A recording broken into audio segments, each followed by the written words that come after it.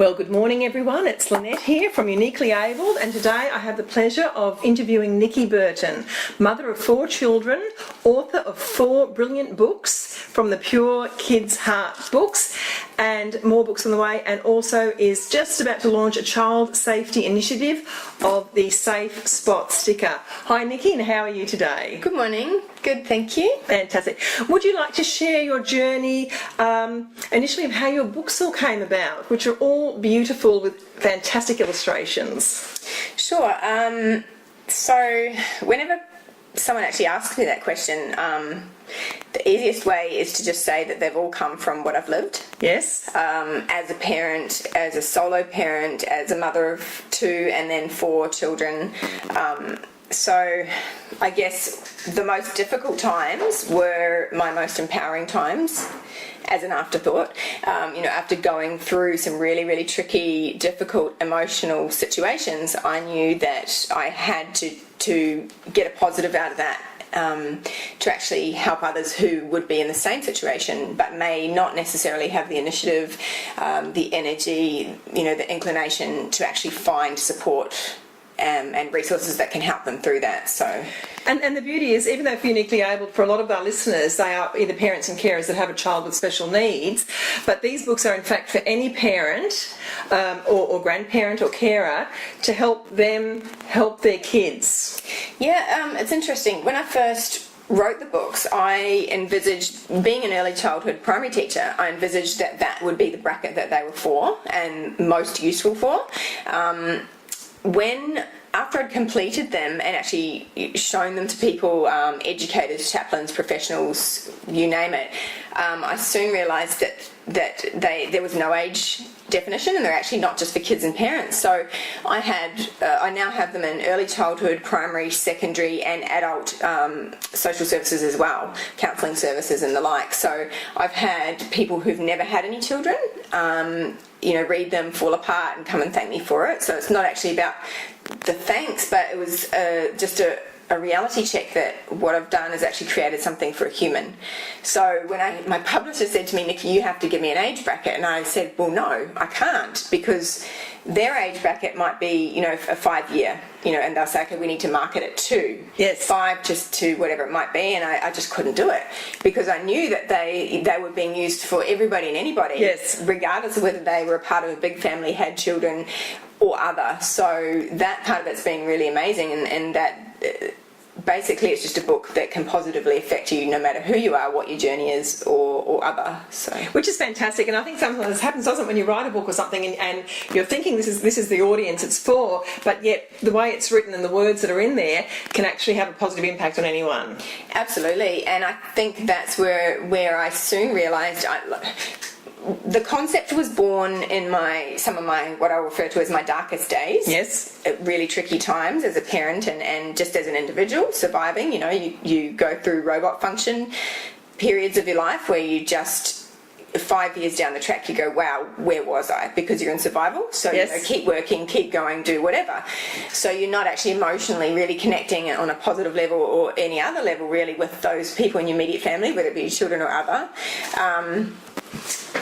So I've lost my train of thought. That's okay. Well, I think that's the beauty. I mean, as we sort of had a chat before we actually are starting this interview, we talk, sometimes you can be so busy in your life and there is so much going on in your life that you're like a robot and you're going through everything, and if you're working or if you've got other commitments, you put so much of your energy and time there that at the end of the day, it's like you come home and there's your own children and you're kind of like, I'm just too tired right now. And I think, like you said, when you've written these books, part of it is for the kids and for whoever's reading it to realise that they're understood and they're not alone, and to be in touch with their emotions and let them know that that's okay, whether they're happy emotions, sad emotions, anger, grief, whatever. I just remembered what I was going to say. That's okay. Short-term memory loss. On that journey with a specific desire and need to help others through what I was going through, I then realised, and more so now, that like when someone says to me, okay, how did you write? And I honestly believe that I'm just a vessel. Yes. This is going to sound crazy, It's whatever, okay. but I think that I was gifted with a message, and it's not actually about what I was going through, it's about why I'm doing it and Yes. the why behind it. So at that point in time, I thought, okay, this is what I have to do to help others, whether it be children, was my initial focus, Yes, and yep. families, like myself as a parent. And that journey, you just realise that it doesn't really matter who you're doing it for, as long as you do it right and the effect is right. Yes. So it's not me necessarily crafting. I can sit down and try and write a book and it won't happen. Yes. But when I actually just feel it, let it go, and do what I think I'm supposed to do on Yes. my journey, it literally just comes out. Yes. So it's not so much a plan of the why behind it, just happened. It just I know comes, that it's right. yeah, brilliant. And I think that makes it so true then, doesn't it, with the emotion and the words that are coming out, because you're trusting this Yep. process has to be released and I'm letting it out. Yeah, and it was kind of almost like a healing process for myself as well, and I'm still on that journey. Yes. There's certain things that I'm still learning to forgive for in my own life, and which is really empowering as well. But definitely, it's just very therapeutic, and as long, I think the best teachers are those who have, or the only real good teachers in life are those who have lived it. Yes. So I couldn't have written it without having lived that, and Yes. that comes from that whole being able to see a positive in a negative situation, Yes. but when you're in that point in time, it's really tricky. So I was just very lucky that I was actually able to still have that seed of knowing at that point in time that I had to do something with it that was good. Yes. So, yeah. Yeah, and I think that's the thing, they say out of adversity comes our strength, so sometimes in our darkest moments, while we're there it might be quite tough, but exactly like you said, to look for something positive and then grasp onto that and then just keep moving forward and then allowing what needs to come out of it. And it's amazing that with a simple book, which looks just like a kid's book, you can actually give someone else the tools to do exactly the same. So I can empower a parent to just communicate with their child better, to let them know that they're loved, they're supported, both the parent Yes, and the child, yes. which can then start that person on their own journey to feeling good about themselves, to seeing the good and the negative, and so on and so on. So it's not just about what I've come through, but actually enabling everyone else to do the same. Fantastic. Yeah. Fantastic. And that's what Uniquely Able is all about. We're here to, inspire, educate and empower, which is exactly what your books are doing. So there's 4 books at present with more on the way. Would you like to just have a little chat about each book individually? And by the way, they're all in PDF form on the website. Yep. And we've also got the link to Nikki's website, which is www.pureheartkidsbooks.com. So if you look in the links, they'll be there. Plus, they'll also be in the PDF attached to this recording of the interview. So the first book you wrote was I Don't Want to Go. Would you like to share a bit about that one? Sure. So my first 2 children, I was actually married to their dad, and when we separated, he moved or remained in New South Wales, so we had a 12-hour gap. My son was 1 and my daughter was 3, and for me, I knew that part of my life was finished and that we had to best make do with what we have now, which is 2 parents in 2 different states. Yes. Very similar situation, and for me it doesn't matter whether the other parent is around the corner or across the other side of the world. There's going to be a struggle to comprehend as a parent what that means for you to become a solo parent or as a part of another family or whatever your journey is as a parent. It changes, but for kids it's a whole disempowerment. So what happens is that decision isn't theirs. They were never responsible for the parents separating, although they may think they were at a point. So what I needed to do was to find a way to let my kids know that no matter what the dynamics, no matter what their situation, or our situation as a whole, that they could be loved independently, and that I knew they needed to be told that, because there's always a yearning to have those parents reunited. There's a yearning to want to have siblings together, and that's not always a reality. And my son was devastated for 10 years, and he travelled every 3 months. For 10 years, every time he would try to be brave, but he was falling apart on the inside. So, And you've also got angst between parents when there's separation. It's not always a rosy picture. Yes. You know, it's really hard to go, okay, maintain control for the children. It doesn't always happen. So I needed something that told my son and my daughter, no matter what happens, you're loved independently. Yes. That's okay.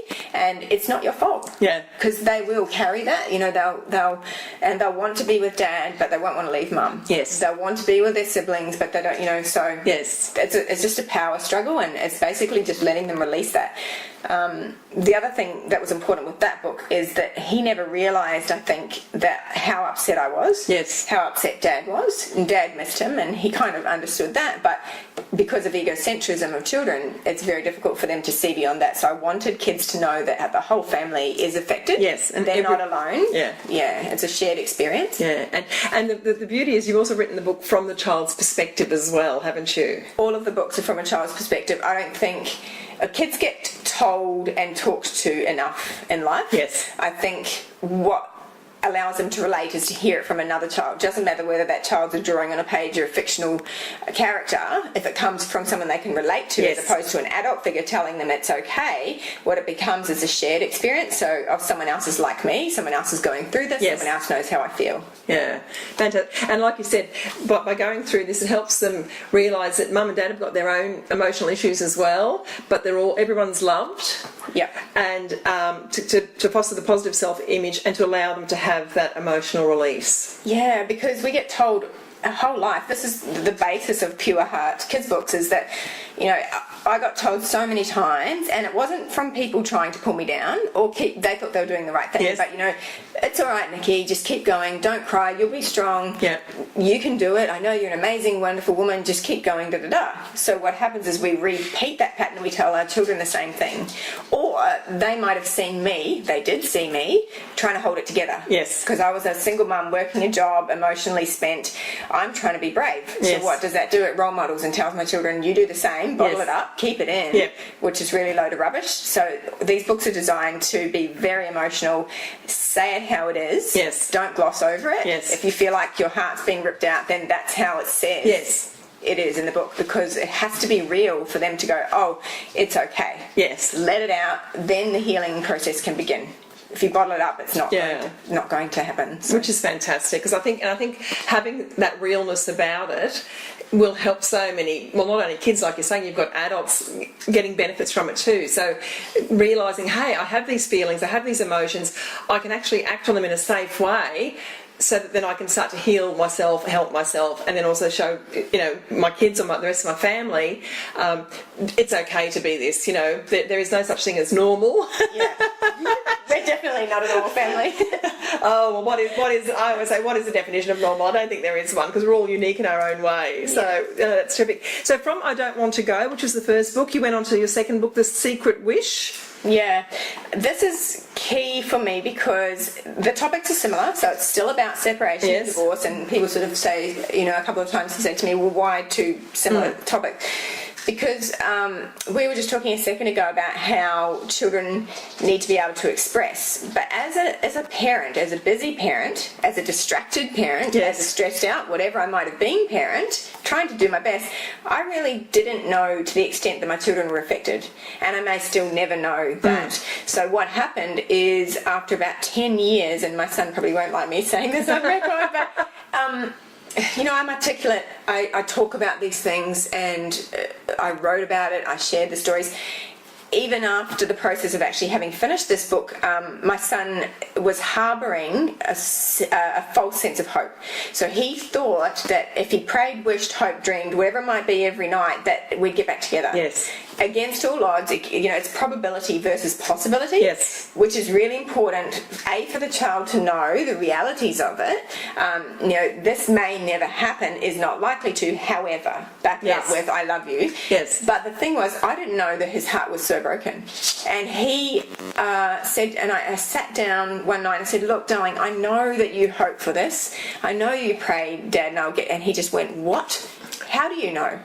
Because it was his secret. Yes. He didn't articulate it, he didn't say it, and he was blown away that I even knew. Yes. So he harbored this huge sense of responsibility. He was now the man of the house. Yes. At 10 years old, to hold it together, keep it in, don't cry, and he was blown away that I even knew that that's how he thought. So I want the kids to know they don't have to hold it in. Yeah. And I want them to know that we actually often do know how they feel, but the other side of it is, you know, if this book allows a child to express when they haven't done before, it'll help mum to realise, or dad or gran or whomever it might be, actually how much this means to that child, how much they're emotionally spent, you know, because we're so busy and distracted that often we don't really know the effect of this. Yeah. So, and I think that's true too sometimes, because I'm divorced as well, and I think sometimes when you're going through all that, there's so much going on in your emotional head in trying to deal with things that you kind of forget, and you say to the kids, look, mummy loves you, daddy loves you, but we just live in different places, you know, whether it's like, as you said, around the corner or in a different state or across the country or in a different country.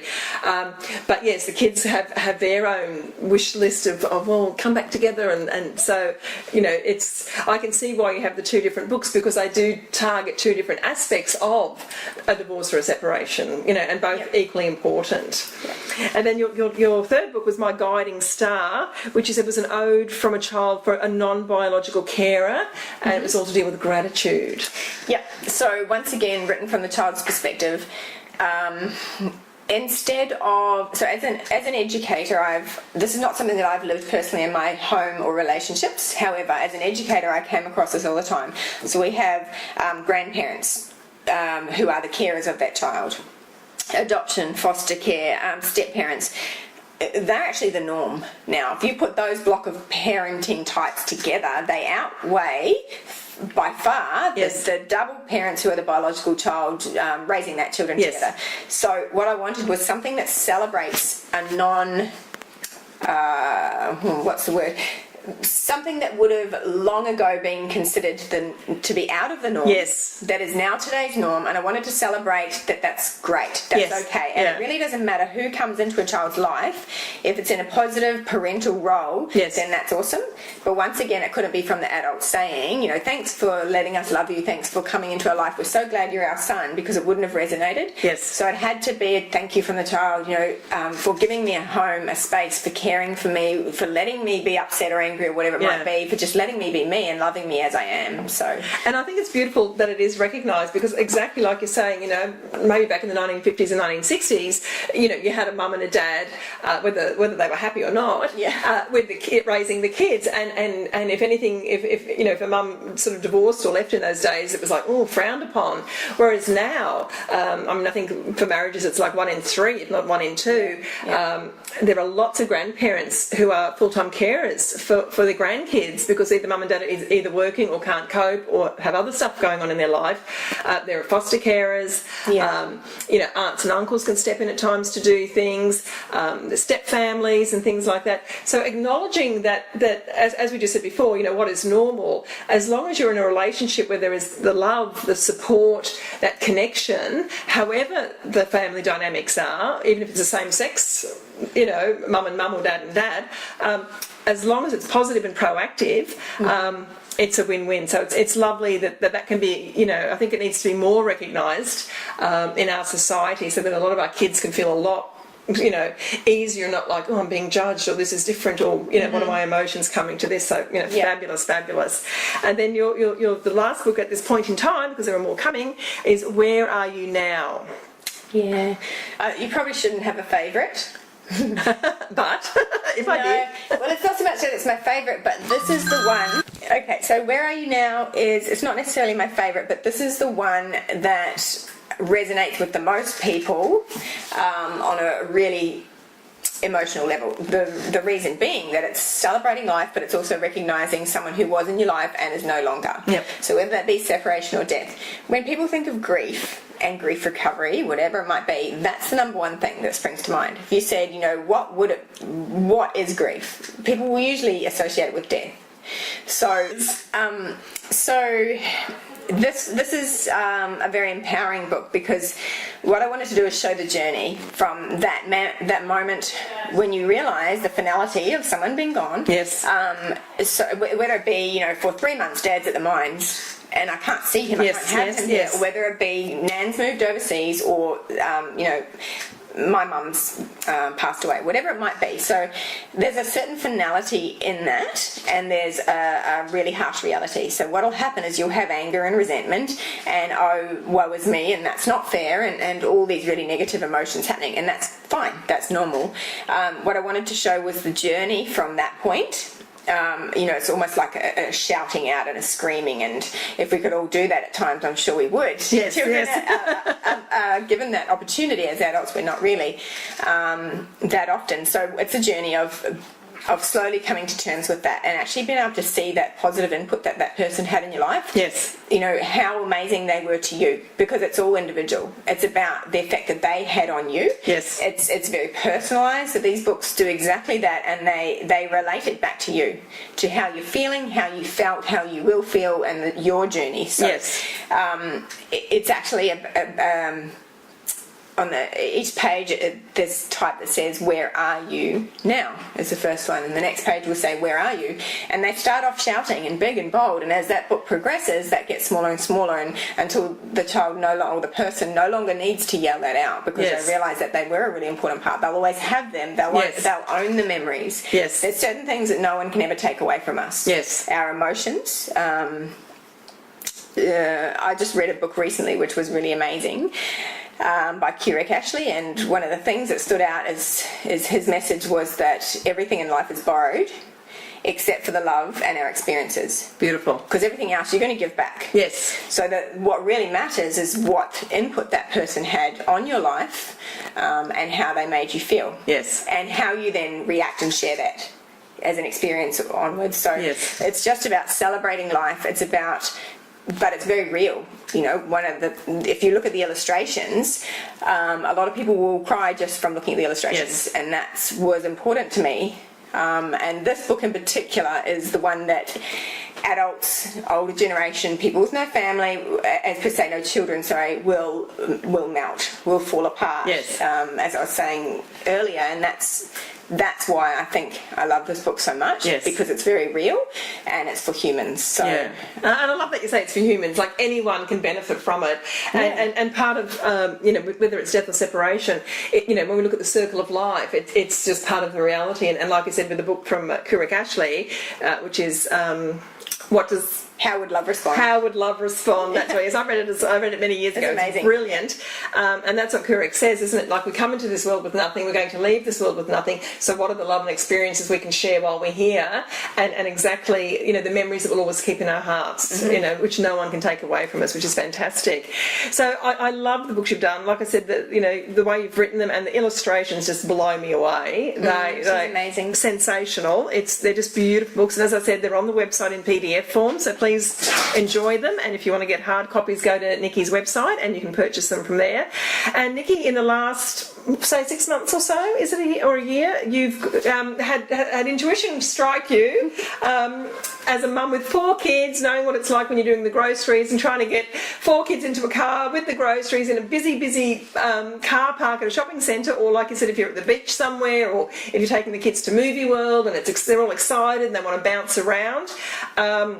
You said you don't know where it came from. It was just intuition. You acted on it within 24 hours, which I think is fantastic, because you're definitely a go-getter, my dear, and I love that about you. And in fact, it's a huge child safety initiative that any and every parent with young kids can really benefit from. So would you like to share the Safe Spot sticker story, my dear? Yes, it's funny. I'm just as excited about this as I am, every time a book comes out, so to speak. And as you said, I've been, and my journey with the books, anything and everything that I do is coming from my experience. Yes. So as a mum, I would try not to take my children out. I'm really We all sorry. know that one. But that's the reality, because, I have 3 boys and 1 girl, and quite full on. My daughter was very challenging. My sons were very challenging. I had mellow moments thrown in there. But in general, if I took my children shopping, I took them out, it was constant concern that they would bolt across the road, they'd be behind the car. I would be balancing that shopping trolley and a hand on this one and a shoulder there and my eyes constantly, thank goodness for peripheral vision, because if I didn't have that, it's just stressful. So obviously your number one goal is to keep your kids safe. But let's face it, we don't want to look like the crazy parent in the car park. I've been there, let me tell you. So I just knew that I had to share this, and what I thought was, let's just implement it and try it, and it's been amazing. So it's out there now, has been for quite a while, but I've just redesigned the sticker. So to put it in a nutshell, what it does, the sticker goes on your passenger side of your vehicle, which is the furthest away from traffic. Yes. So if you pull into any school or any car park or shopping centre, whatever, you watch what happens around you with the parents. They're getting them out the driver's side door. The kids are racing around the car. There's vehicles going to and fro, especially at schools, because it's a limited time, it's chaotic, there's not enough parking. Okay, so really dangerous and really stressful. What happens is those parents are role modelling these behaviours, which will then be carried on and on and on.